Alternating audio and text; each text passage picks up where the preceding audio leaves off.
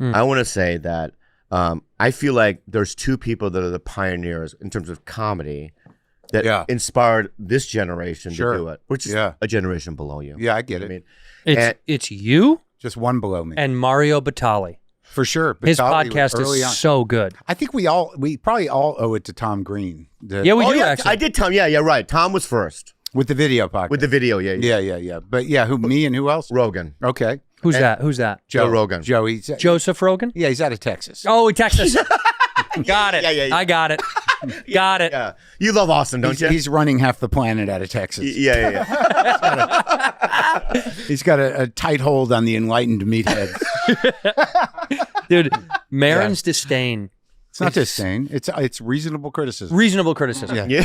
Man, Joe Rogan and his Rogan sphere is having a very tough couple weeks here. They're getting shots fired from the left, the right, every which way from fellow comedians like Marc Maron. Marc Maron has a new special, I guess, on HBO titled Panicked, and he goes after Theo Von. And I don't find Marc Maron funny at all, really, only sometimes. But this one was actually pretty good. Let's check out a clip. I think if Hitler were alive today, he'd probably appear on Theo Von's podcast. And Theo would be like, see, y'all did a lot of meth, right? I mean, all the Nazis were all fucked up on meth, right, Hitler? That shit'll make you crazy, dog. I did some meth once. I was up for 3 days, and then I ate a live bird. No shit, Hitler, a live bird, bro. Hey, Hitler, you probably didn't even hate the Jews. That was just the meth making you crazy, dog. Hey, Hitler.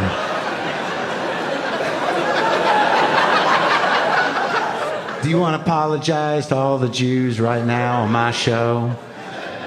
No? I get it.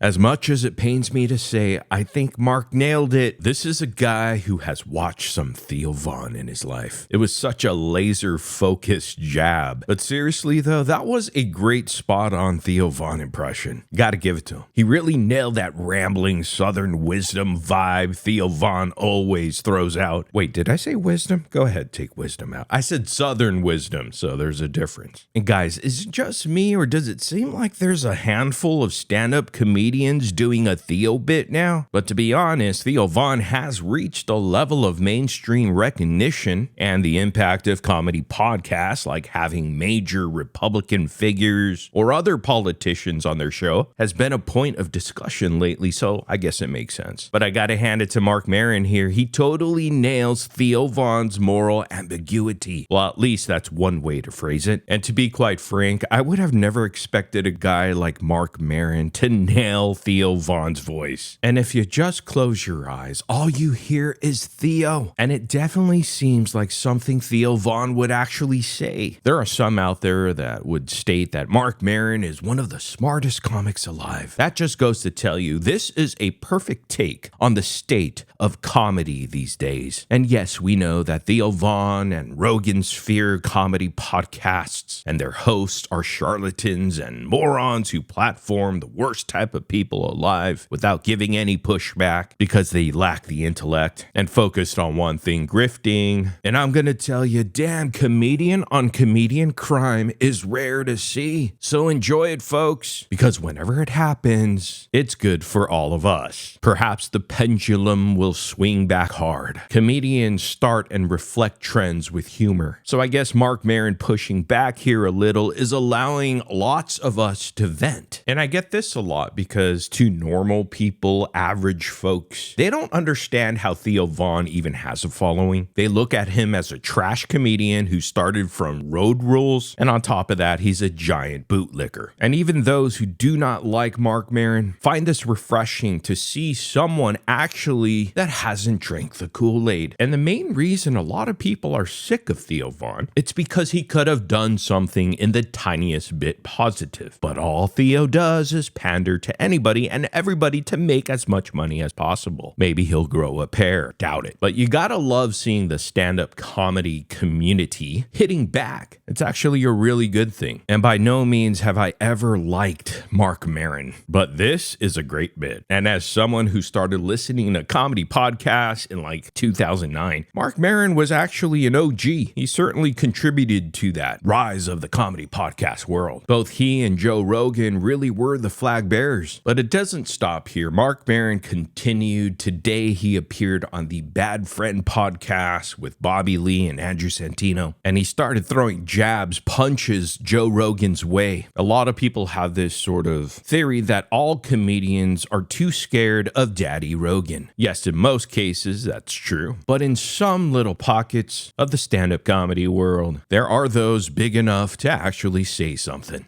When was the last time you spoke with him? I don't know. That's a good question. I guess it would have been at the store. I never talked to him in Austin. I don't go into the club. I don't really think I'm on his radar.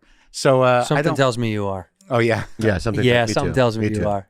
I don't. It's weird that you get lumped into a certain thing, and maybe it's my assumption that his army of healthy fellas. Is that their title? Army of Healthy Fellas is so good. No, you just got to, got to stay in, keep the machine. The machine's got to be good. Yeah. That's a shot at Bert. Go ahead. What do you think the Austin shelf life is going to be? Well, I don't know. Like, I think that it's so effectively tribalized at this point. It really comes down to material. I mean, at what point, it's like whatever they represented in terms of policy. And it's not a stretch. It's like they won. Trans people are frightened. They have no ability to get health care anymore. And they're afraid of being alive and have no freedom left. So that's done. When do you stop with the jokes? When do you stop with the jokes? And like immigrants, okay, well, they're being ripped away from their homes, and they're all terrified, and okay, so that's done. When do you stop with the jokes? Right. I mean, it's one thing to pick on the vulnerable and the marginalized, but I mean, they're down. Yeah. I mean, like, they're down. Why do you got to keep hitting them unless you're a hack? Now, there's a question. Wow, Mark. He comes in swinging. Yeah. No, so I don't know the last time I talked to Joe. People for a while were like, why don't you go on Joe's show? And my answer to that is like, why? Why? Right. Well, it doesn't service you. Well, no, I don't need him, and also there's no way for me to, like, what am I going to talk to him about? And there's no way for me to sort of not walk out of there and be like, all right, I guess I'll look at my phone. Oh, fuck. How long is this going to go on for? Has Joe asked you? No. Oh. Here's a better angle. Adam used to go like, hey, what? And I'm like, no, why? Well, because it's interesting being someone like us on the outside of it and watching you guys. Oh, you got 1 foot in, baby. Well, yeah, it's right up your ass. Yeah. That's the other foot. I think what it is for me is I would love to see you guys chat, but I'd love to see you guys chat in neither of your arenas. It would be the only way it'd be legit. Because if you have to go to his show, not going to work. Very good. He has to go to your house, not going to work. You guys would have to do this thing. It's like setting up a mob meeting here. No, seriously. They should do it here. Moderated. You should do it here at Bad Friends. They should do it here. It would piss both of them off so fucking much. Yeah. Look at the art behind them. I know. It would just be of us. This would be good.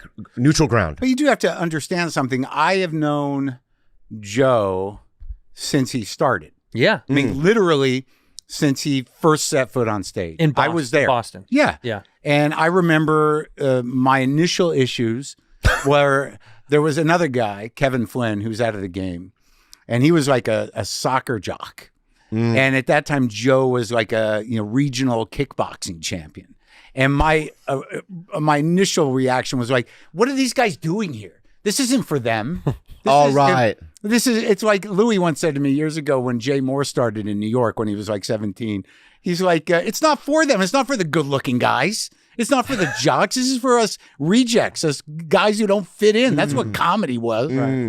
The dude kind of looks like he could be Sam Hyde's dad. And ironically, he is Jewish. Or Sam Hyde could be Marc Maron's dad. Either way works. But if you think about it, Sam Hyde's male pattern baldness, well, I guess it could have came from the mother's side. All right, forget all that. There's a need to be another comedy Great Depression. You know, like in the late 80s and early 90s to weed out crowd work comedians. And you know when someone uses the phrase punches down, you know they're bitter washout. And look, Marc Maron sucks, but he's right about all the Rogan spheres. Comedians being hack as fuck. He's 100% there. Truthfully, I never really got into Marc Maron's comedy. He does and sometimes got me to laugh on certain occasions. Very rare, but it happened. Unlike cringy Joe Rogan humor, of course. But I know he's speaking 100% here. Joe Rogan is a hack, so are his friends. Not all of them, but most. Mark is such a bitter tool. And I'm not a Joe Rogan stan, by the way. Rogan makes me cringe a lot, but Marc Maron is also such a tool. Like they're both cringe right-wing and left-wing boomers. Now we have Mark saying that you can't make fun of certain things now. Why not put the final nail in the coffin for comedy for good? Marc Maron, too, is a nobody yelling into the wind. For some reason, he's so sad things aren't woke anymore. And I don't even like Joe Rogan and his comedy buddies. They're all terrible. Again, most of them, maybe not Shane Gillis. But Mark, you're coming off like a juice hater, man. And Maron called Joe a hack, but for the wrong reason. But then again, I have to add, Marc Maron is most of the time funnier than the entire Rogan sphere put together, but that's not saying a whole lot. So is it really a compliment? Both Joe Rogan and Marc Maron are terrible at stand-up comedy. However, Joe Rogan does good interviews. Marc Maron is insanely boring and annoying. The dude is gray all over and has the political view of a teenager. And didn't this bitter old hack overdose on MSNBC? Or am I dreaming? If it did happen, it's embarrassing. Yes, they all suck. But there's a lot better ways to make the point about Joe Rogan and flunkies without the virtue signaling. Coming off as a bitter old man, it's a terrible look because it begs the question, who the hell does Marc Maron actually like? Because he basically shits on everybody. You know what's funny is it used to be Los Angeles versus New York comedians. Now it's LA versus Austin comedians, but the comics from Austin rarely fire back. A lot of bitterness coming from the LA scene and New York. I rarely listen into JRE now, and I never listen into Mark's podcast. But if they actually did a podcast together, I think I would absolutely listen. Joe Rogan can't be a dummy, and Marc Maron can't help but call out dummies. And how long has Mark been doing comedy? 60, 70 years? Because if he's so good, why do I only hear about him when he's talking about another comic? And to be really honest, I think the goofiest thing Joe Rogan ever did was tell Brendan Schaub he should be a comedian. We'll never forgive him for that. But on a more serious note, Marc Maron was bitter for the longest time at the business of comedy as a whole. He attributes a big part of that to his own drug addiction and just dealing with the cards life has dealt him. But I really like his story arc the last few years because he's always very candid, or at least comes off that way, and is certainly one of the most resilient comics from his generation. And some would add great actor too, but that's about it. And there's a lot of people who would describe Marc Maron as smug, again, bitter, annoying old man. And those same people will label Mark as a better comedian than Joe Rogan and most of his friends. So does that give him a right to be bitter, being subjected to shitty comedians becoming famous? But when you turn that around quick, being bitter for those reasons is weak as fuck. Anyhow, let me know what y'all think about this whole mess here. Rogan sphere getting slammed every which way. Bill Burr took shots at them, and now you got Marc Maron who takes shots at everybody. The whole debacle of all the Rogan sphere comics shitting on Austin, Texas, some wanting to move, some already moved. Anyhow, sound off in the comment section down below. Let us know what you think, because that's the most important part. Now, for those who are not subscribed yet, make sure you guys check. So hit that subscribe button for me if you will. Also, hit the like button, and if you could share this video out to another friend or so who would enjoy this type of content, please do. Other than that, I'll see you guys in the next video.